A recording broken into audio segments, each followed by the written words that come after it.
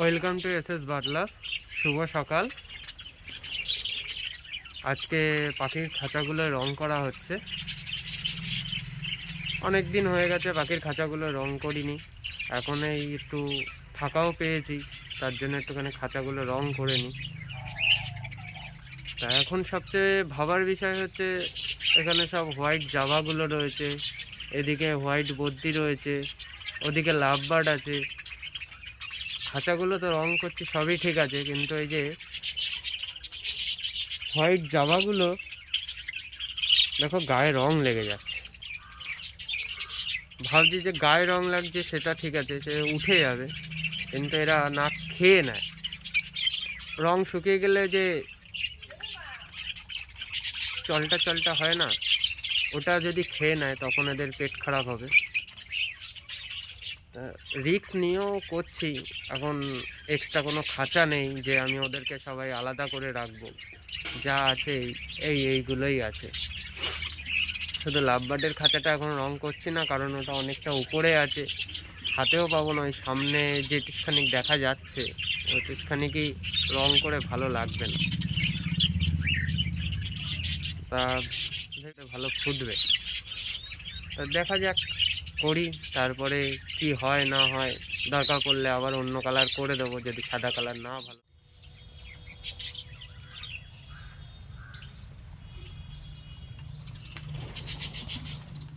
তাড়াতাড়ি করে নিই, দেরি হয়ে যাচ্ছে। আলো থাকতে থাকতে করে নিই। এখন তাও এখন কটা বাজে? 1:26। দুটোর মধ্যে প্রাইমারটা কমপ্লিট করতে হবে। চলো দেখো।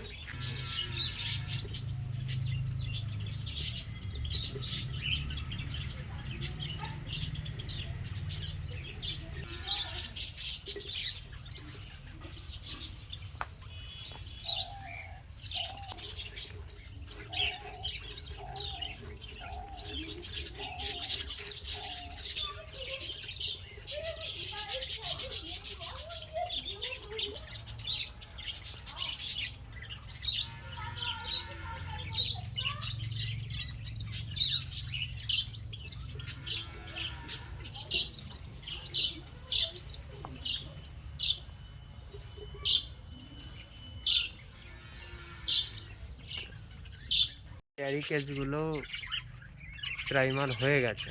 এগুলো সব ছোট ছোট ক্যারি কেস। এই একটা, এগুলো সব প্রাইমার হয়ে গেছে। আর একটা আছে ওই পাশে, এই যে সব, এগুলো সব প্রায় হাতের অবস্থা কি। এই খাঁচাগুলো সব প্রাইমার হয়ে গেছে। আর একটা খাঁচা আছে যেটা আমি জোড়া দিই, সেটা আছে ও পাশে।